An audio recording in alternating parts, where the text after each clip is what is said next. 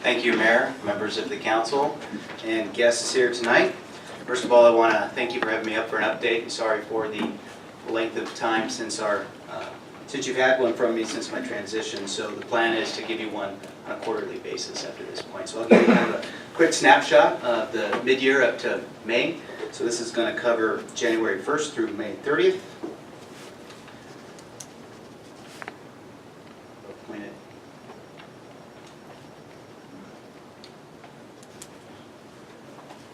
Okay, if you look at the screen, I'm going to show you some of our Part 1 crimes. These are part of the UCR reporting statistics that are used to map crime trends. Most agencies and counties will use these as a barometer, if you will.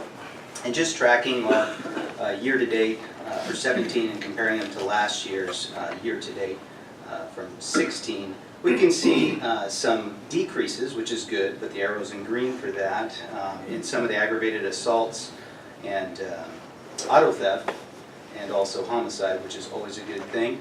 Auto theft, by the way, is typically up in most of the areas, so we've got a good, so far this year, doing well. The red arrows are not so good. We don't want to go up in those areas, and typically you'll see the big one is the larceny theft. A lot of that has to do, as many of you know, we've had conversations about the recent law changes in the state that have trickled down to the counties. And have contributed to some of these numbers. You're seeing a lot more people that used to be in jail out on the street committing some of these petty crimes and other quality of life issues. Calls for service, if we look at those, our calls for service have also increased. We've had roughly in the 6-month period compared to, or 5-month period compared to last year, about 800 more calls in the period. That's about 150 more on an average basis per month. So we have a slight increase in calls for service, which does again have a lot to do with those quality of life issues, theft-related calls, which then somewhat affects the arrest numbers on the next screen here. I inverted the colors of the arrows on the arrests because for us, we want to increase arrests is always good. It shows that we're taking people to jail. However, we do have some decrease in arrests. Misdemeanors went a little bit down. Felonies did go up, which is good. Again, Prop 47 changing a lot of crimes from misdemeanors, from felonies to misdemeanors. And then some of these other issues contribute to that as well. I think there might have been an anomaly with the overall number.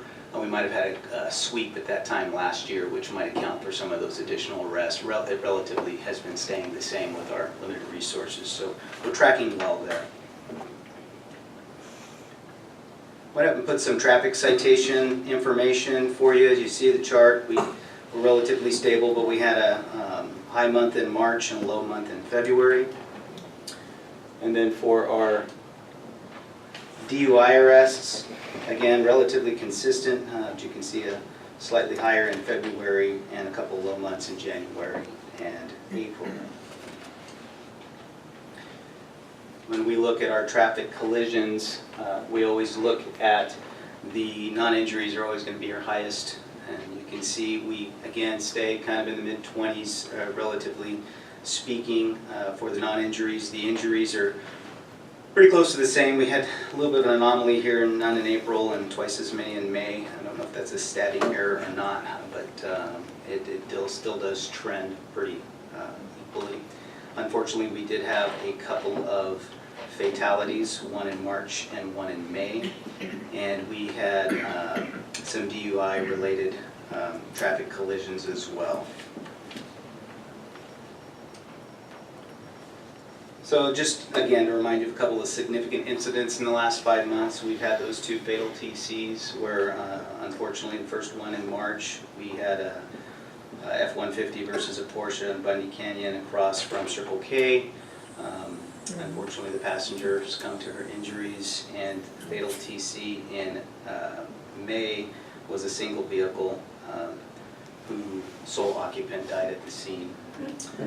And the most recent, we did have an officer-involved shooting last month in May, and the 21,000 block of Waite. It was a disturbance call that turned into a man with a gun. Happy to report that all the officers and citizens were okay. The suspect has a minor injury, was taken into custody, everything went well as planned with the good work of the officers out on the scene.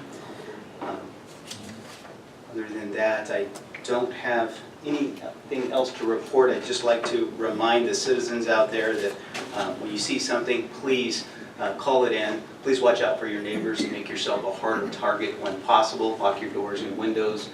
Think of alternative routes when you're traveling to and from. And if it looks suspicious, it probably is. So give us a call and be patient with us. We'll get there and we'll help you. And on that note, that is all I have. If there's any questions or comments from the council, I'll take those at this point.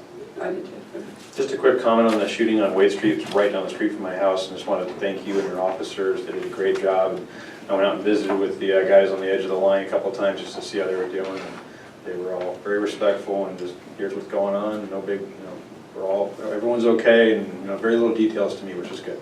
So, but I was just happy to have them out there. It was quite the response for that, obviously, and your units were out there for a long time. So thank you, and thank you for the guys. And at least it wasn't a hot day. So thank you. I was going to ask about fireworks, July 4th coming up, fireworks.